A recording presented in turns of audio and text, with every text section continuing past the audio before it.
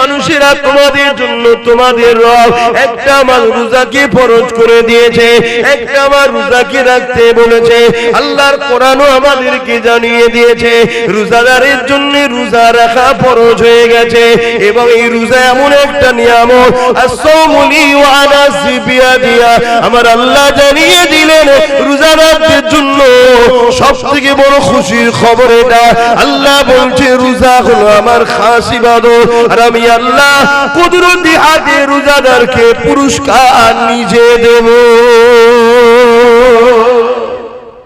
রোজাদারের জন্য দুটো খুশি, লিসাইমি ফারহাতানি, ফারহাতুন ইনদাল ইফতারি ওয়া ফারহাতুন লিকা রাব্বি।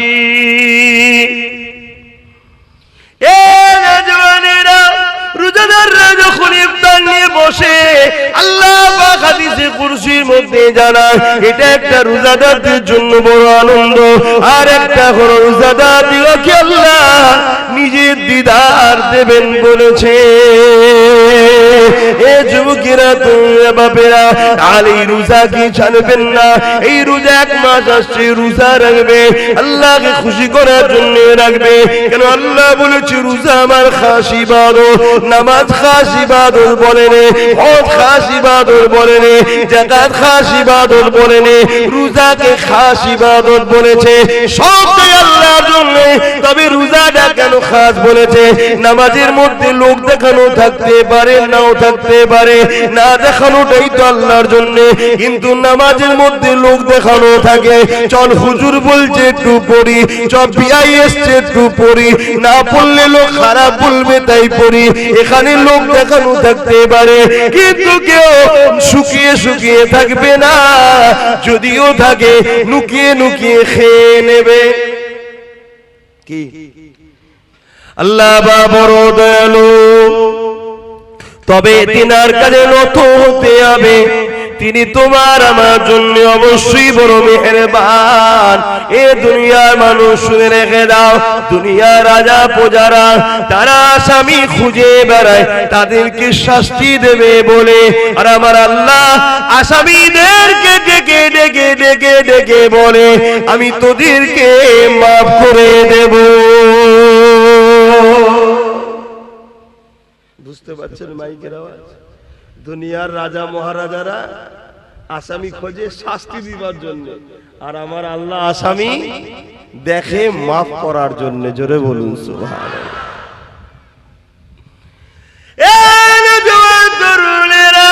কি আলোচনা করব সংক্ষেপ সময়, মনে রেখে দেবেন জীবনে কোনোদিন কাউকে খুশি দিনা করতে পারে, কখনো কারো মনে আঘাত দেবেন না। আল্লাহ সৃষ্টিকে কখনো জুলুম অত্যাচার করবেন না। আল্লাহ রাসূল জানিয়ে দিলেন লা ইয়ারহামুল্লাহু মান লা ইয়ারহামুন নাস, যে মানুষকে ভালোবাসে না আল্লাহ দয়া সে পাবে না। ভালোবাসার প্রকৃত রাস্তা হলো আল্লাহর জান্নাতের রাস্তা দেখানো। এই আপনাদেরকে ভালোবাসি বলে আল্লাহ জান্নাতের রাস্তা দেখায়। আল্লাহ জান্নাত পেতে গেলে সর্বপ্রথম কাজটা কি? ঈমান আনতে হবে।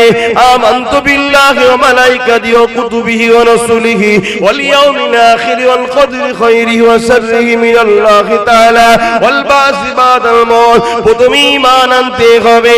এ যুবকেরা, তরুণেরা, আমার আপনার নবী মুহাম্মদ রাসূলকে জীবনের থেকে বেশি ভালোবেসে, জীবনের সব কিছু থেকে বেশি আদর করে মেনে নিতে হবে। এই মেনে নিবার পরে তিনি যা করতে বলেছে করতে হবে, তিনি যা নিষেধ করেছেন ছেড়ে দিতে হবে। এ যুবকেরা, আল্লাহ নবী জানিয়ে দিলেন এ বিশ্বে মানুষেরা তোমাদের জন্য তোমাদের রব একটা আমার রোজাকে ফরজ করে দিয়েছে, একটা আমার রোজাকে রাখতে বলেছে। আল্লাহর কোরআনও আমাদেরকে জানিয়ে দিয়েছে রোজাদারের জন্য রোজা রাখা ফরজ হয়ে গেছে। এবং এই রোজা এমন একটা নিয়ামত, as-sawmuli wa ana biya, আমার আল্লাহ জানিয়ে দিলেন রোজাদারদের জন্য সবথেকে বড় খুশির খবর এটা। আল্লাহ বলছে রোজা হলো আমার খাস ইবাদত, আর আমি আল্লাহ কুদরতি হাতে রোজাদারকে পুরস্কার নিজে দেব। আর দুদিন পর রোজা, তো তাই তো নাকি? রোজা নিয়ে বলি সংক্ষেপ সময়, আর কি বলবো। রোজা রাখেন আপনাদের ঘরের ছেলেরা সব? হ্যাঁ, যুবকরা রাখে তো, বোনেরা? আর না বাপ মা বলে এই বয়সে রাখিনি রোগা হয়ে যাবি, এটা বলে নাকি?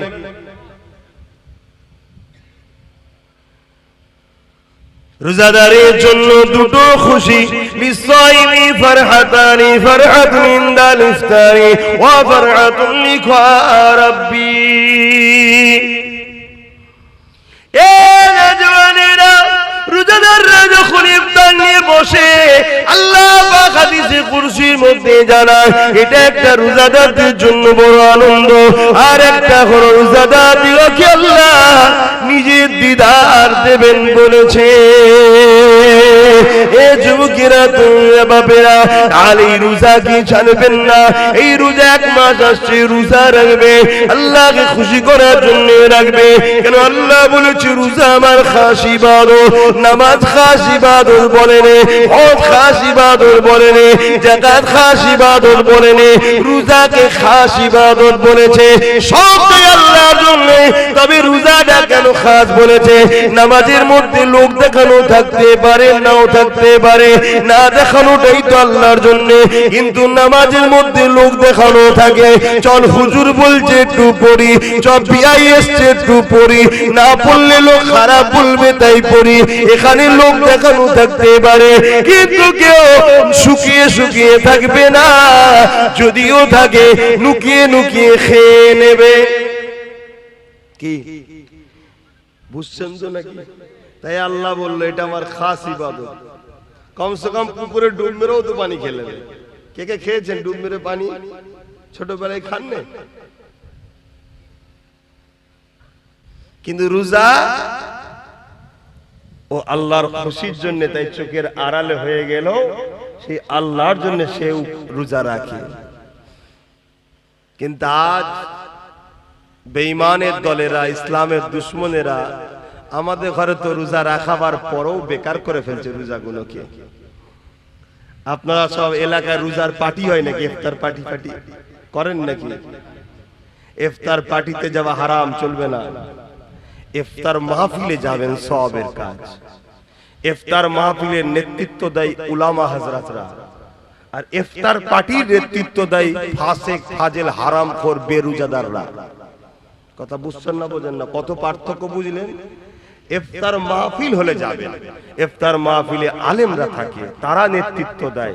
আর আলেমরা হলো রাসূলের ওয়ারিস, তারা নবীর ইলমের ওয়ারিস। নবী চলে গেছেন, যাওয়ার সময় বলে গেছেন যে আমি আলেমে হাক্কানীদের রেখে গেলাম, তোমরা এদের কাতারে থাকবে, এদের পিছনে থাকবে। আর এখন তো আলেমরা বাপ কিছুই বলতে পারে না। এটা আলেমদের দোষ অবশ্য, সবাই নয়, কিছু কিছু আলেম আছে এখনো বলে। কেন? তারা বিক্রি হয়নি, তারা নিজেদের গলায় এখনো মোহাম্মদ রসুলের বেল্ট পরিয়ে রেখেছে, তাই তাদেরকে কেউ টানতে পারে না। কিন্তু বেশিরভাগ উলামারা এখন কথা বলতে পারে না। কথা বুঝে আসছে? এই ইফতার মাহফিল হলে যাবে। তবে আমার যদি মসলা শোনেন বা আমাকে জিজ্ঞেস করেন আপনি কি করেন, সবথেকে উত্তম হলো এটা, সারাদিন রোজা রেখেছি যে আল্লাহর খুশির জন্য, সেই আল্লাহ আমাকে যা খুশি করে রুজি দিয়েছে হালাল, ওই রুজি থেকেই আমি ইফতার করব। আমি অন্য কারো পয়সা করতে রাজি না। অনেক জায়গায় আমাকে জোর করে রোজার মাসে নিয়ে যাবে বলে, আমি কোনো জায়গায় যেতে চাই না। এবার আমি একটা ইউনিট চালাই, একটা দল চালাই, আপনারা জানেন কি জানি না, ফুরফুরা শরীফ আহলে সুন্নাত ওয়াল জামাত বলে একটা অরাজনৈতিক সংগঠন চালায়। ওই সংগঠনের ব্যানারে কিছু ইফতার মাহফিল হয়। এবার আমাকে বলে হুজুর আপনি আসেন, দু কথা বলে দোয়া করেন। এবার সেখানে যদিও যায় আমি ইফতার বেঁধে নিয়ে যাই। তারা বলে কোনো চিন্তা নেই, আমি চিন্তার কোনো কারণে সতর্ক হতে হয়। আমি রোজা রেখেছি, আমি আমার পয়সা দিয়ে ভাবে ইফতার করবো, সারাদিন রোজা রেখার পরের পয়সা ইফতার করবো, ঠিক মন খুশি হয় না। আপনারাও করবেন। তাতে যদি আল্লাহ আপনাকে শুধু চিনি দিয়া শরবত খাওয়ায়, অতি খুশি আলহামদুলিল্লাহ বলেন যে আমার আল্লাহ আমার জন্য যেটা ভালো সেটা করেছে। তুমি তোমার নয়, তুমিও তোমার আল্লাহ। কোনটা তোমার বলো তো? এই কোনটা তোমার আছে নাকি? তোমার আল্লাহ, আমার আল্লাহ যদি আমাকে দুদিন শুকিয়ে রাখে, তাহলে আমি আমাকে শুকিয়ে রাখছি না, আল্লাহ তার সৃষ্টিকে শুকিয়ে রেখেছে। তা আল্লাহ যদি তার সৃষ্টিকে শুকিয়ে রেখে খুশি হয়, তা আমার মাথায় এত ব্যস্ত হয় কেন, এত বিপদ চেপে হয় কেন, এত টেনশন আমরা হই কেন? নিজেকে কুরবান করে দাও আল্লাহর কাছে। আমি আবার কি, আমি বলে কিছু নেই, সবই আল্লাহ। এ চোখ আমার নয়, আল্লাহর সৃষ্টি। এ কান আমার নয়, আল্লাহর সৃষ্টি। এ হাত আমার নয়, আল্লাহর সৃষ্টি। এ পা আমার নয়, আল্লাহর সৃষ্টি। এ জবানের কথা আমার নয়, আল্লাহ দিয়েছেন, ব্যবহার করতে তাই করতে পাচ্ছি। কোনটা আমি তৈরি করিনি বাপ। তাহলে আমার খিদে লাগলে আমার আত্মা যে রূহ জান কষ্ট পায়, ওই জানটাকেও সৃষ্টি আল্লাহ করেছে। তাহলে ওই জানটা আমার যতটা আমি না ভালোবাসি, তার থেকে বেশি আল্লাহ তার সৃষ্টিকে ভালোবাসে। জোরে বলুন সুবহানাল্লাহ। বা ওয়াজ করতে গেলে সময় লাগে, আমি কিভাবে ওয়াজ করবো? এইভাবে হবে? কোন দিকে যাবো দিশে বুঝে পাইনি, কখন এখানে একটু কখন ওখানে একটু বলে ফেলছি। তাই দরুদ শরীফ ওই দিকেও কম পড়ানো হলে একটু পড়ানো দরকার, সব হয়। কেন আমি জানছি তুই কথা বলতেই পারবো না।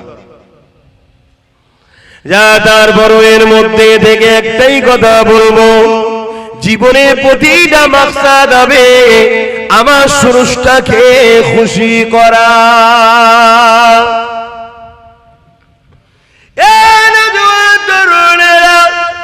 অবশ্যই বাবা আপন, কিন্তু আল্লাহ থেকে আগে নয়। অবশ্যই পীর মুর্শিদ আপন, কিন্তু আল্লাহ থেকে আগে নয়। অবশ্যই স্বামী স্ত্রী আপন, কিন্তু আল্লাহ থেকে আগে নয়। অবশ্যই নেতা লিডাররা আপন, কিন্তু আল্লাহ থেকে আগে নয়। সবকিছুর আগে একটা কথা মাথায় নিয়ে নেন, মান আহাব্বা লিল্লাহ ওয়া আবগাদা লিল্লাহ ওয়া আতা লিল্লাহ ওয়া মানআ লিল্লাহ ফাকাদ ইস্তাকমালাল ঈমান। এ দুনিয়া মানুষ রেখে দাও গো, নিঃশ্বাসের কোনো বিশ্বাস নাই। এসেছি যখন চলে একদিন যেতে হবে, কে কবে যাবে আল্লাহ বা ভালো জানে। পৃথিবীর সবাই চেষ্টা করো, তোমায় নিতে পারবে না। যেদিন আমার আল্লাহ ডাকবে, ওই দিন পৃথিবীর সবাই চেষ্টা করো, বাঁচাতে পারবে না। আল্লাহর উপরে ভরসা রেখে কোন কাজটা করলে আল্লাহ খুশি হবে, সেই কাজটা করো। যেটা করলে আল্লাহ বেজার হবে সেটা ছেড়ে দাও। মা বাপকে ভালোবাসতে হবে, কিন্তু আল্লাহর জন্য। স্বামীকে ভালোবাসতে হবে, কিন্তু আল্লাহর জন্য। স্ত্রীকে ভালোবাসতে হবে, কিন্তু আল্লাহর জন্য। দুনিয়ার লিডারকেও ভালোবাসতে হবে, কিন্তু আল্লাহর জন্য। যদি তোমার মা বাপ তোমাকে ইসলাম বিরোধী কথা বলে, ওই কথা তোমাকে মানা যাবে না। কেননা মা বাপ আগে নয়, আল্লাহ আগে। তোমার স্ত্রী যদি তোমাকে ইসলাম বিরোধী কথা বলে, ওই কথা মানা যাবে না। কেন স্ত্রী আগে নয়, তোমার স্রষ্টা আগে। তোমার স্বামী যদি তোমাকে ইসলাম বিরোধী কথা বলে, এ নারীরা স্বামীর কথা মানা যাবে না। কেননা স্বামীর আগে তোমার স্রষ্টা। ঠিক তেমনই তোমার দুনিয়ার লিডার যদি তোমাকে ইসলাম বিরোধী কোনো কথা বলে, ওই কথা মানা যাবে না। কেননা দুনিয়ার লিডার আগে নয়, তার আগে হলো তোমার আল্লাহ। দুনিয়ার লিডার যদি তোমাকে আল্লাহর পক্ষে কথা বলে, তবেই মানা যাবে। তোমার ইমাম যদি তোমাকে আল্লাহর বিরুদ্ধে কথা বলে, ওই ইমামের কথা মানা যাবে না। তোমার পীর যদি আল্লাহর বিরোধী কথা বলে, ওই পীরের কথা মানা যাবে না। কারণ আমরা মুর্শিদকে মানবো আল্লাহকে পাওয়ার জন্য। আল্লাহকে মানবো মুর্শিদ পাওয়ার জন্য নয়। মুর্শিদকে ধরবো আল্লাহকে পাওয়ার জন্য। মুর্শিদকে ভালোবাসবো আল্লাহর জন্য। আল্লাহকে ভালোবাসবো মুর্শিদের জন্য নয়। এই যুবকেরা তাই বলে দিয়ে যায়, ইমানটা ঠিক করে না। যদিও চলতে গিয়ে গুনাহ হয়ে যায়, ইমান যদি থাকে, আযাব খেটে খেটে খেটে খেটে একদিন না একদিন ইমানের জন্য আল্লাহ পাকে জান্নাতটা পেয়ে যাবে। আর ইমান যদি না থাকে, সব বরবাদ। দাড়ি তোমায় নাজাত দেবে না, টুপি তোমায় নাজাত দেবে না, হজ তোমায় নাজাত দেবে না। এগুলো তোমার মাকামকে বাড়ায় যদি ইমানদার হও। ইমানদারের মুখের দাড়ি থাকলে মাকাম বাড়লো। ইমানদারের মুখের মাথায় টুপি আছে, মাকাম বাড়লো। ইমানদার ন্যায় পরায়ণ, মাকাম বাড়লো। ইমান নেই তো কিচ্ছু নেই। আর ইমান কি? রাসূলকে বলুন, আমার সাথে বলুন, রাসূলকে জানের থেকেও বেশি ভালোবেসে আদবের সাথে মেনে নিবার নাম হলো ঈমান। আমার কথায় মানতে পারছেন তো নাকি? আল্লাহ পাক বলে দিয়েছে আমার হাবিবকে ধর। তোরা আমার সম্বন্ধে বেশি চিন্তা করলে মাথার ফিউজ আউট হয়ে যাবে। কথা বুঝাস? তোরা আমার হাবিবকে ধর, ওইটাকে আমি পাঠিয়েছি, উনি যা বলবে মেনে নে। কোরআন বলছে, আগেই বললাম না? হাফেজ সাহেব, মা আতাকুমুর রাসূল ফাখুযুহু ওয়া মা নাহাকুম আনহু ফান্তাহু। রাসূল যা আদেশ করেছে মেনে নাও। আছে তো কোরআনে? নবী যা নিষেধ করেছে ছেড়ে দাও। আল্লাহর নবী মদ খেতে বলেছে, মাতালকে সাপোর্ট করতে বলেছে। আল্লাহর নবী সুদ খেতে বলেছে, সুদকে সাপোর্ট করতে বলেছে। আল্লাহর নবী চুরি করতে বলেছে, চোরকে সাপোর্ট করতে বলেছে। আল্লাহর নবী মানুষের উপর জুলুম করতে বলেছে, জুলুমকে সাপোর্ট করতে বলেছে। কিন্তু আমরা তো সব করে বসে আছি বাবা। অন্যায় করার অন্যায়কারীকে সাপোর্ট করা এক না আলাদা? জোরে বলো। সময় এখনো আছে, তওবা করুন, আল্লাহর কাছে কাঁদুন যে আল্লাহ জীবনে যা করেছি করেছি, জানতাম না করে ফেলেছি, আজ জেনে গেছি আর না। মনে রেখে দেবেন এই কবরের জমিনে যখন তোমাকে আমাকে রাখা হবে, কেউ যাবে না এই কবরের জমিনে, কিন্তু এই কবরের জমিনে একজন আসবে। বুখারী মুসলিমের হাদিস, আল্লাহ বাতিনাকে নিয়ে আসবে, তিনি তাশরীফ আনবে, তিনি অন্য কেউ নয়, দুনু জাহানের সুলতান নবী দু আলম নবী মুহাম্মদ রাসূল তাশরীফ আনবে। দুনিয়ায় যদি তিনার নেতৃত্ব মেনে নাও, তিনাকে যদি লিডার বলে মানো, আর তিনার পক্ষ থেকে আমরা নেতৃত্ব দিচ্ছি, অর্থাৎ তিনার কথাকে আপনাদের কাছে পৌঁছে দিচ্ছি, আমাদের কথা নয়। কথা বুঝছেন? সেই রাসূলের আদর্শকে যদি মেনে নাও নিজের জীবনে, তাহলে নবী আমার তখন কিয়ামত কবরে বলবে, ফেরেশতা ও আমার গোলাম ছিল, কে নাজাত দিয়া দেয়া হোক। জোরে বলুন সুবহানাল্লাহ। আর দুনিয়ায় রাসূল ছেড়ে দিয়ে নবীর দ্বীনকে যারা মিটাচ্ছে, তাদেরই পিছনে হই হই করে ঘুরে বেড়াও। মনে রেখে দিও, কবর তোমার ডাকছে, তোমার জবাব দিতে হবে। আজ আমাদের ঘরের ছেলেদের ইসলামিক কোন ইউনিফর্মের উপর, ইসলামিক কোন কালচারের উপরে আঘাত দিলে আমাদের ছেলেদের ব্যথা লাগে না, কিন্তু যারা ইসলামের বিরুদ্ধে তাদের কিছু হলে আমাদের ছেলেদের বুকে ব্যথা ওঠে। হয় না? হয় না? কি কোথায় চলে গেল? আবার এগুলো যদি আমি বলি, আবার কিছু মুসলমান আছে শুকনো মুসলমান মুনাফিক, তাদের আবার কষ্ট হয়, এসব কথা কেন বলবে? উনি আসবে, প্লেন ঘটনা বলে চলে যাবে। তাহলে ঘটনা শুনে নাও। আল্লাহ বললেন, বান্দা ঈমান নিয়ে আসো। কার মতো ঈমান আনবো? এই আয়াতের ব্যাখ্যায় বলছেন, সাহাবাদের মতো ঈমান আনো। সাহাবারা কেমন ঈমান এনেছে শুনে রেখে দেন। এই যুবকেরা, তরুণীরা, বাপেরা, আল্লাহ নবীর সাহাবারা কেমন ঈমান এনেছিলেন। এক সাহাবীর নাম বলে দেয় হযরতে খুবাইব রাদিয়াল্লাহু তাআলা। হযরতে খুবাইব রাদিয়াল্লাহু তাআলা। আর একজন সাহাবী ছিলেন হযরতে খাব্বাব রাদিয়াল্লাহু তাআলা। আল্লাহ নবী সাহাবী ছিলেন হযরত ওমর ফারুক। যখন সিংহাসনে বসলেন, অর্ধ পৃথিবীর রাজত্ব যখন চালাতে লাগলেন, আমিরুল মুমিনিন খলিফাতুল মুসলিমিন যখন হলে, এই যুবকেরা, তরুণীরা, বাবেরা, ওই হযরত খাব্বাব রাদিয়াল্লাহু তাআলা আনকে আল্লাহ নবীর সাহাবী হযরত ওমর বলেছিলেন, এ নবীর সাহাবী, শুনেছিলাম তোমার উপরে অনেক জুলুম অত্যাচার হয়েছিল, একটু খানিক আমাকে বলো কি জুলুম অত্যাচার হয়েছিল। হযরত খাব্বাব রাদিয়াল্লাহু তাআলা নিজের কোমরের কাপড়টাকে সরিয়ে দিলেন। এ যুবকেরা, তরুণীরা, বাবেরা, তোমার আমার কোমরে গোশত রয়েছে সৌন্দর্যের জন্য। আল্লাহ নবীর ওই সাহাবীর কোমরটা পুরো প্লেন ছিল, গোশত ছিল না। আল্লাহ নবীর সাহাবী হযরত ওমর দেখে বলতে লাগলে, ভাই খাব্বাব, এই রকম কোমর তো আল্লাহ জমিনে কারো দেখিনি, কি ব্যাপার আল্লাহ তোমাকে এই রকম বানালো? হযরত খাব্বাব বলতে লেগেছে, ও ভাই হযরত ওমর, আল্লাহ আল্লাহ আমাকে সুন্দর কোমর দিয়েছিল, কিন্তু আমি নবীর পক্ষে যাওয়ার জন্য, নবীর দল করার জন্য, ন্যায়ের পক্ষে, সত্যের পক্ষে, মানবতার পক্ষে, ইনসাফের পক্ষে, মানব বন্ধনের পক্ষে, ভ্রাতৃত্বের পক্ষে, সত্যের পক্ষে থাকার জন্য তৎকালীন লিডার আবু যর উতবা সাইবাইরা আমাকে জুলুম করেছিল। আমাকে বলেছিল মুহাম্মাদের দল ছেড়ে দে, আমাদের দলে চলে আয়, মুহাম্মাদের দল ছেড়ে দে, আমাদের দলে চলে আয়, না হয় তোর উপরে জুলুম হবে, অত্যাচার হবে।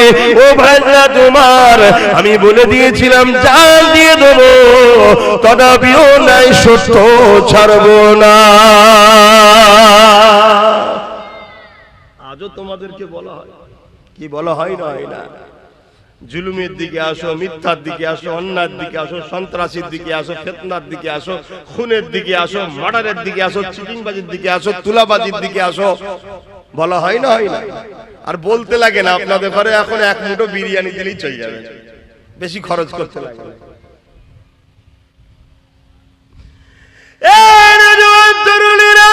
হযরত খাব্বাব রাদিয়াল্লাহু তাআলা হুজুর আমার কাঁদে আর বলে ভাই উমর, আমি যখন তাদের কথা মানিনি, এই জন্য তারা আগুন তৈরি করেছিল, ওই আগুনের লাকড়ি তৈরি করে ওই আগুনের উপরে আমাকে হাত পা পেলে বসিয়ে দেওয়া হতো।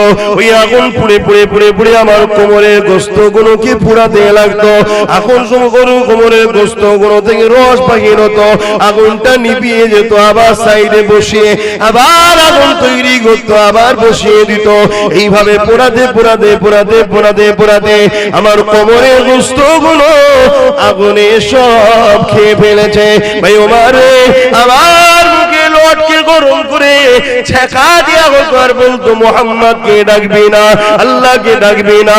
এ যুবকেরা, তরুণীরা, আব্বারা, তাদের মতো ঈমান আনতে হবে। কোরআন বলছে আমাদের ঈমান কোথায় রয়েছে দেখো।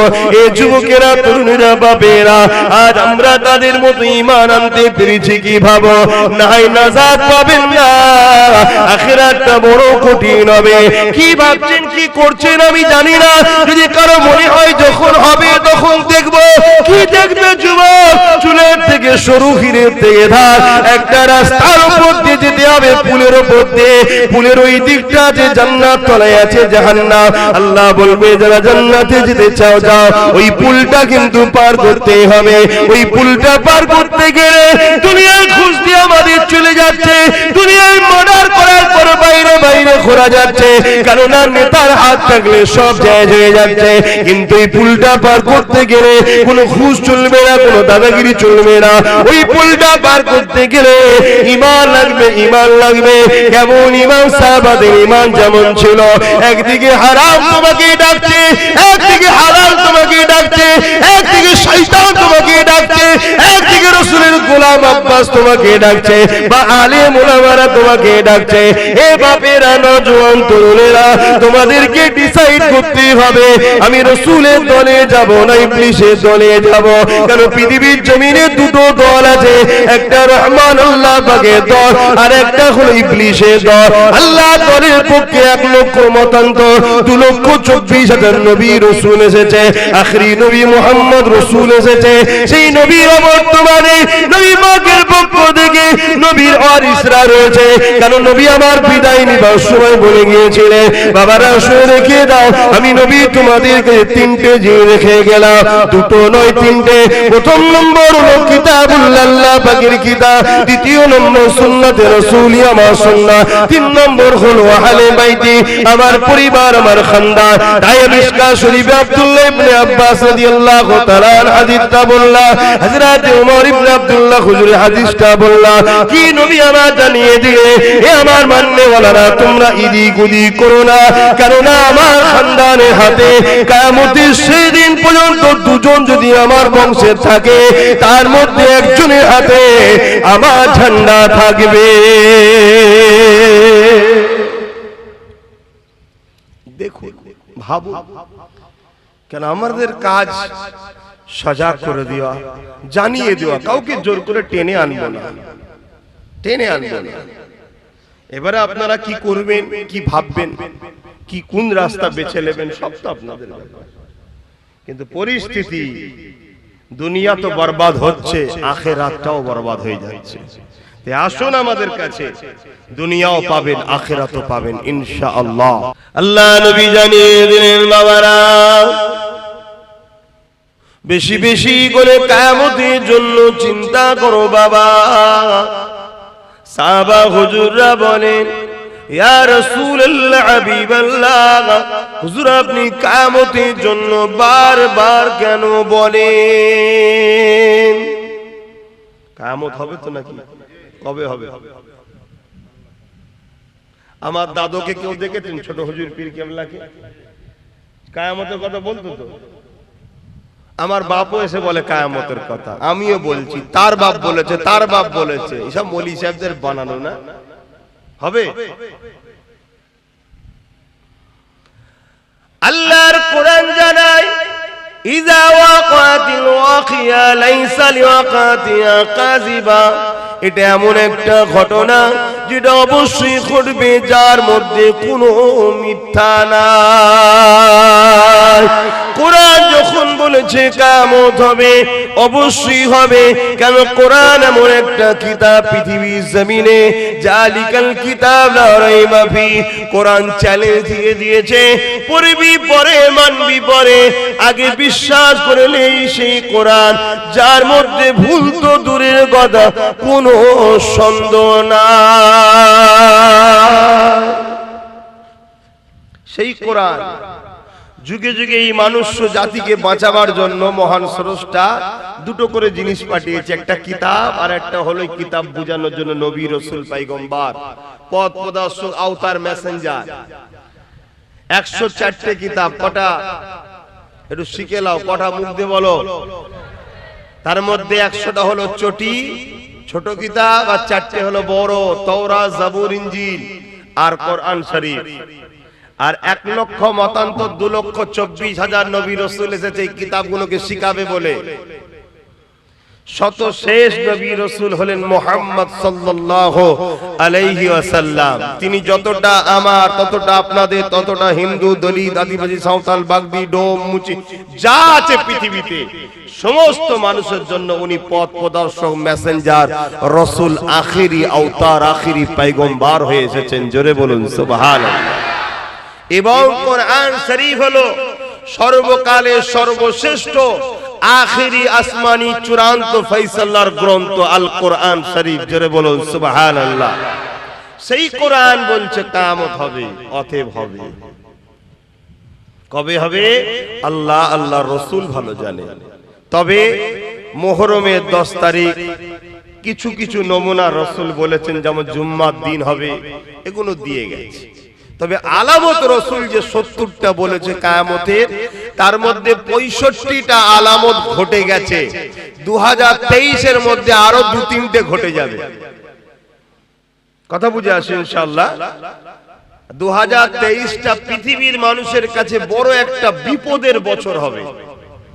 অনেক কিছু ঘটবে 2023-এ। বেশিরভাগ কিতাব এবং যা ভবিষ্যৎবাণী আমার দয়ার নবী করে গেছেন, তা থেকে যতটা আমাদেরকে আল্লাহ শিখিয়েছে সেই অনুযায়ী। আর মুহাম্মদ রাসূল যা বলেছে, একটা কথা চুল পরিমাণ লড়ে না, হুবহু হয়। জোরে বলুন সুবহানাল্লাহ। কেন হয়? মুহাম্মদ রাসূলকে তিনি বলতে বলেছেন যিনি করেন, অর্থাৎ মহান স্রষ্টা আল্লাহ শিখিয়েছেন। জোরে বলুন সুবহানাল্লাহ। সেই নবী আবার জানিয়েছেন কিয়ামত অবশ্যই হবে। কিয়ামতের দিনটা কত কঠিন দিন হবে। আল্লাহ নবী সাহাবাদেরকে জানালেন, মাথার এক বিগদা ইখতিলাফাত করে আল্লাহ পাক এই সূর্যকে নামিয়ে দেবে। এই সূর্যের বর্তমান 1 গুণ তাপ রয়েছে, সেদিন 12 গুণ তাপ বেড়ে যাবে। এখন লক্ষ কোটি মাইল দূরে সূর্য রয়েছে, সেদিন মাথার এক বিগদা ইখতিলাফ, এক হাত উপরে সূর্যকে নামিয়ে দেবে। মাথা নখিনগুলো নাক দিয়ে গলে গলে ঝরে ঝরে পড়তে লাগবে। ওই কিয়ামতের দিনটা তো কঠিন দিন হবে। এ যুবকেরা, বোনেরা, শুনে খেয়ে দাও। ওই দিন দেখা যাবে, নবী আমার জানান, এমন বাপ পাওয়া যাবে নিজের ছেলেকে জমিনে শুইয়ে দিয়ে তার বুকের উপরে পা দিয়ে দাঁড়িয়ে যাবে। এমনও ছেলে পাওয়া যাবে নিজের বাপকে জমিনের উপর শুইয়ে দে তার বুকের উপরে পা দিয়ে দাঁড়িয়ে যাবে। এমনও মেয়ে পাওয়া যাবে নিজের মাকে জমিনে শুইয়ে দে তার বুকের উপরে পা দিয়ে দাঁড়িয়ে যাবে। এমনও মা পাওয়া যাবে, এমনও মেয়ে পাওয়া যাবে নিজের মাকে জমিনে শুইয়ে দে তার বুকের উপরে পা দিয়ে দাঁড়িয়ে যাবে। সাহাবা হুজুররা বলেছিলেন, ইয়া রাসূলুল্লাহ হাবিবাল্লাহ, এই রকমটা কেন হবে? নবী আমার বলেছিলেন, লোহাকে আগুনে দিলে পুরে যেমন লাল হয়ে যায়, ওই সূর্যের তাপে জমিনটা লাল হয়ে যাবে। জমিনের উপরে মানুষ দাঁড়াতে পারবে না, যার উপরে যার জোর চলবে জোর করে জমিনে শুয়ে তার বুকের উপরে পা দিয়ে দাঁড়িয়ে যাবে। এ যুবকেরা, নামাজ কাজা করে দিলে ইচ্ছা করে ওই দিনে তোমার আমার কি দশা হবে? ভয় লাগে না সেই আল্লাহকে? দেখো আমারও যুবক বয়স, জানি ভুল হয়, এই বয়সে একটু ভুল হয়, কিন্তু এত গাফিলতি তো ভালো নয়। আমার খুব খারাপ লাগলো দেখে। একটা লোক কাজে আছে, নাচারে কাজা হয়েছে, ঘুমিয়ে পড়েছে, ঘুম ভাঙে না, কাজা হয়ে গেছে। গাড়িতে সফরে ছিল, পরিস্থিতি নাই পড়ার, কাজা হয়ে গেছে। পরে কাজা পড়ে নেওয়া উচিত, কিন্তু ইচ্ছা করে করে আমরা ভুল করছি। পরিবর্তন হয়ে যাও আল্লাহর রাস্তে, কেননা দুনিয়ার সমস্ত বাচ্চাদের নিয়ম কানুন চেঞ্জ করা যায়। আন্দোলনের চোটে, লড়াইয়ের চোটে, মারপিট করে সব কিছুকে প্রতিরোধ করা যায়, কিন্তু মহান স্রষ্টা রব্বুল আলামিনের নিজামকে, কানুনকে কখনো পাল্টানো যাবে না। তিনি জানিয়ে দিয়েছে, এ দুনিয়া মানুষ, আমি তোদেরকে বানিয়েছি, সুন্দর দুটো চোখ দিয়েছি, এই চোখের ঋণ তোরা শোধ করতে পারবি না, এর বিনিময়ে আমি তোদের কাছে কিছু নিই না। দুটো কান দিয়েছি, কানের কথা শুনবি, এই কানের ঋণ তোরা শোধ করতে পারবি না, এর বিনিময়েও আমি কিছু নিই না। দুটো হাত দিয়েছি, হাত দিয়ে হালাল ইনকাম করবি, নিজের প্রয়োজনের কাজ করবি, গরিবদেরকে দান করবি, অসহায়ের সেবা করবি, মা বাবার খেদমত করবি, নিজের রাষ্ট্রের জন্য কাজ করবি, নিজের রাষ্ট্র সেবা করবি, নিজের রাষ্ট্রের খেদমত করবি। এ আমার বান্দা বান্দীরে, তোদের নিত্য প্রয়োজনীয় কাজ হাত দিয়ে করবি, এর ঋণ তোরা শোধ করতে পারবি না, তথাপি আমি আল্লাহ এর বিনিময়ে তোদের কাছে কিছু নিই না। আল্লাহ কিছু নিয়েছে? কি গো অসুবিধা হচ্ছে? জিজ্ঞেস করলে সারা দেবে, বেজার হচ্ছে, বকছি বলে মনে কষ্ট হচ্ছে। আমরা বকবো না তো বকবে কারা? বকার ক্ষমতা তো আমরাই রাখি, কেন আমরা তোমার নবীর খানদানের ছেলে, আমরাই বকতে পারি তোমাদের ঘরে, অন্য কারো অধিকার নেই তোমাদের দিকে চোখ তুলে তাকাবে, ঠিক না বেটি? কিন্তু দুঃখের বিষয়, তোমরা আমাদের ঘরে ধরা দিও না বলে যারা তোমাদের জুতো বওয়ার উপযুক্ত নয়, তারা তোমাদের ঘরে এখন গলায় বেল দিয়ে ঘোরাচ্ছে। কথা বুঝে আসছে? হ্যাঁ, পৃথিবী বিখ্যাত ধনী কিন্তু কাফের, ঈমান নাই। আর সব থেকে গরিব পৃথিবীর রাস্তায় পড়ে থাকে, কিন্তু ঈমান আছে। ওই পৃথিবী বিখ্যাত ধনী ওই জুতো বড় উপযুক্ত নয়, কারণ ওর ঈমান আছে। জোরে বলুন সুবহানাল্লাহ। ঈমান এমন একটা সম্পদ, কিন্তু বাপ তোমরা তো গুরুত্ব বোঝো না। তোমরা বোঝো ঝালমুড়ি, 2000-এর নোট, এইটাই সবকিছু, এটাই বোঝো তোমরা, তাই তো নাকি? এই চোখের মূল্য কত হবে? দুটো চোখের মূল্য কত হবে দিতে পারবেন? এই যে কানে কথা শুনতে পাচ্ছেন, এর মূল্য দিতে পারবেন? দুটো হাত, দুটো পা, কিডনি, হার্ট, নিঃশ্বাস, এই করোনা কিছু কয়েক মাস আগে গেল, সব নাকি জান ধরপর করছে, বলছে নিঃশ্বাস নিতে পারেনি, খেচে খেচে উঠে পড়ছে ধরপর করে। কি হলো রে বাবা?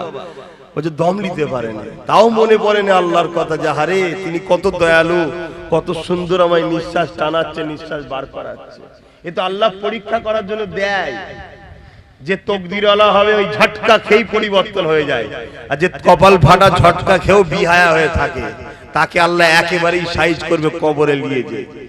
আর যাকে দুনিয়ার বুকে হয়তো গাফিল হয়ে গেছে, ভুল করে আছে, আল্লাহ একটু ঝটকা দেয়, ওর ঘটটা এসে যায়, সত্যি তো ভুল করছিলাম, ও ফিরে চলে আসে। এই জন্য আল্লাহ মাঝে মাঝে ঝটকা দেয়। কথা বুঝে আসছে? বিমার হলে যদি আপনি আল্লাহকে বেশি ডাকেন, জানবেন ওই বিমারটা আপনার জন্য আল্লাহর পক্ষ থেকে রহমত। জোরে বলুন সুবহানাল্লাহ। আর বিমার হওয়ার পর দেখছেন পাগলামি বেড়েছে, জানবেন গজব হচ্ছে, শাস্তি হচ্ছে। ধন দৌলত টাকা পয়সা পাওয়ার পর আপনি দান খায়রাত করছেন, মসজিদ বানাচ্ছেন, মাদ্রাসা করছেন, গরিব ছেলে মেয়েদের বিবাহ দিচ্ছেন, আল্লাহর সৃষ্টির সেবা করছেন। অন্য ধর্মের অমুসলিম হলো যদি কেউ গরিব আপনার কাছে আসে তাকে সাহায্য করছেন, আর করছেন, হেল্প করছেন, ভালো কাজ করছেন। গান বাজনা যাত্রায় উড়ান নিয়ে ওটা করেন, ভালো রাস্তায় খরচ করছেন, জানবেন এই ধন দৌলত আপনার জন্য ভালো রহমত। আর টাকা পাওয়ার পর আপনি ফাংশনে দিচ্ছেন, যাত্রায় দিচ্ছেন, ভুল রাস্তায় দিচ্ছেন, জানবেন এই টাকা আপনার জন্য গজব, জাহান্নামে নিয়ে যাচ্ছে। ফেরাউনের মতো বাদশা কেউ হতে চান? আরে পৃথিবীর বাদশা হবেন, হবেন না? কেন শখ নেই? পৃথিবীর বাদশা। একটা প্রধান হওয়ার জন্য এত মারপিট করছেন, এমএলএ হওয়ার জন্য এত মারপিট করছেন, পৃথিবীর রাজা হবেন না আপনারা? শখ নেই? না, ফেরাউনের মতো হব না। কেন? ও জাহান্নামী কাফের। ঠিক না বেটি? আমাদের ঘরে আল্লাহ যদি বাদশা করে, ফারুকে আজমের সুন্নাত অনুযায়ী করুক। বলুন আমিন। আর যদি গরিব করে, আল্লাহ হযরতে আলীর মতো যেন গরিব করে। জোরে বলুন সুবহানাল্লাহ। তাহলে আমাদের উদ্দেশ্যটা কি? দুনিয়া না আখিরাত? জোরে বলুন। তাহলে দুনিয়া ছাড়া কি আখিরাত পাওয়া যাবে? দুনিয়ার মধ্যে দিয়ে তো আপনাকে আখিরাত খুঁজতে হবে। দুনিয়ায় আপনাকে কাজ করতে হবে আখিরাতের কাজগুলো।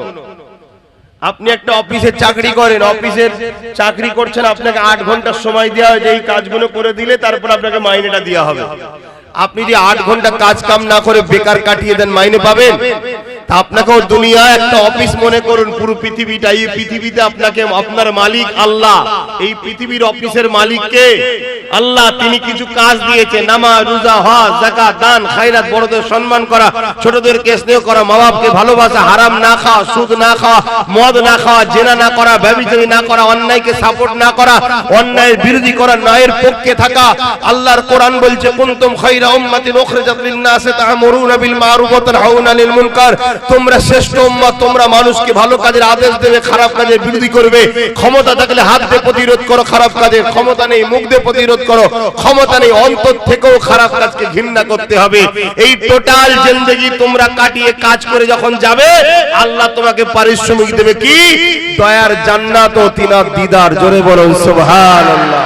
আর যদি এটা করে না যাও, যেমন 8 ঘন্টা বেকার কাটিয়ে ফেলেছো, মাইনার পাবে না, ওখানেও কিছু পাবে না, কিন্তু তোমাকে নিয়ে রাখবে কোথায়? বেকার তো রাখার জায়গা নেই, নিজের জাহান্নামে নিজে পিছাই হবে। আর জাহান্নামীদের যখন পিপাসা লাগবে কি খাওয়াবে? জাহান্নামীর পাত্রেতে রক্ত আর পুঁজ টকবক করে ফুটানো। বলুন নাউজুবিল্লাহ। তো এইগুলো কি মনে হয় না যে আমাদের কি হবে? আমি তো বিরাট টেনশন করি, আল্লাহ আমার কি হবে, আল্লাহ আমার কি হবে।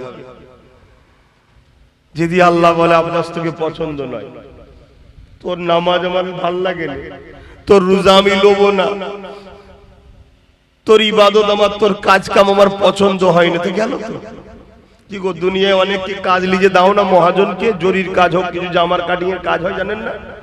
মহাজন যদি বলে এ কাজটা পছন্দ হয় না, জালি যা, আমার আল্লাহর কাজ করে যদি যায়, আর আল্লাহ যদি বলে তোর নামাজে মজা ছিল না, তুই অনেকক্ষণ ধরে সেজদা দিসনি, দীর্ঘদিন তাসবিহ পড়নি, নামাজের সময় সারা দুনিয়া ঘুরে বেড়াতিস, কি নামাজে মনে পড়ে না? পড়ে না, হ্যাঁ? আর আল্লাহ যদি বলে আব্বাস তোর ইবাদত আমার পছন্দ নয়, আমার কি হবে? আমার বাপ বাঁচাতে পারবে? আমার মা, পৃথিবীর কেউ বাঁচাতে পারবে? কাদের ভরসায়, কি খেয়ালে কি ঘোরে আছো আমাদের ঘরের ছেলেরা? এই জন্য জলসা দেওয়া হয়। আজ থেকে তওবা করো, আগামী যতদিন বাঁচবে, 1 দিন হোক আর 1 বছর হোক আর 100 বছর হোক, মাকসাদ একটাই করো, আল্লাহকে খুশি করব, নবীর হুকুম মেনে চলবো, দ্বিতীয় কোনো কিছু বুঝি না। কথা বুঝে আসছে? নবীর কথা যে বলবে তার সাথে থাকবো। ইমাম বলছে ইমামের সাথে, পীর বলছে পীরের সাথে, মুর্শিদ বলছে মুর্শিদের সাথে, মুফতি বলছে মুফতির সাথে। আকীদা ঠিক করো, কিন্তু উদ্দেশ্য একটাই হবে আল্লাহর জন্য, আল্লাহর জন্য। আর মা আতাকুমুর রাসূল ফাখুযুহু ওয়া মা নাহাকুম আনহু ফান্তাহু। নবী যা আদেশ করেছে মানবো, নবী যা নিষেধ করেছে ছেড়ে দেবো। কি গো পারবে না? প্রতিজ্ঞা করো আমার সোনার ভাইরা। হয়তো তুমি কালকে যাওয়ার পরে ভুলে গেছো, হঠাৎ করে মনে পড়লো, হ্যাঁ এই কাজ করলে তো আল্লাহ নারাজ, উঠে চলে আসো, উঠে চলে আসো। একবার যদি আল্লাহর ভয়ে কোনো পাপ কাজ থেকে ফিরে আসতে পারো, আমার আল্লাহ তোমাকে একটা নয় দুটো জান্নাত দেবে। জোরে বলুন সুবহানাল্লাহ। সূরা রহমানের মধ্যে আল্লাহ পাক বলছেন, ওয়ালিমান খাফা মাকাম রাব্বিহি জান্নাতান।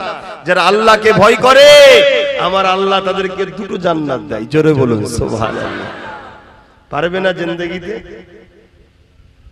কারো মাথায় বাঁশ মারতে গেছিলে, কারো কথা শুনে এখন মনে হয়েছে না আরে আল্লাহ সৃষ্টিকে মারা যাবে না, গুনাহ হবে। কথা শুনছেন, ফিরে চলে এসেছেন, না করব না, পাপ করব না। কি সিনেমা দেখতে গেছিলেন বন্ধুদের সাথে, হঠাৎ করে মনে পড়ে আরে এটা করলে তো আল্লাহ নারাজ হবে, চলে এলেন তওবা পড়ে, না বাবা যাব না। কি আরো কোনো পাপের কাজ করতে মন গেছে, তওবা করে ফিরে এসেছ আল্লাহর ভয়ে, তোমাকে আল্লাহ দুটো জান্নাত দেবে। জোরে বলুন সুবহানাল্লাহ। বন্ধু বলছিল চনা ঘুরে এসি, তোমার মন বললো না নামাজ কাজা হয়ে গেলে আল্লাহ অখুশি হবে, না আমি পড়ে যাবো, আগে নামাজটা পড়ি। এই যদি ফিরে এসে নামাজটা পড়তে পারো তাহলে জানবে আল্লাহ তোমায়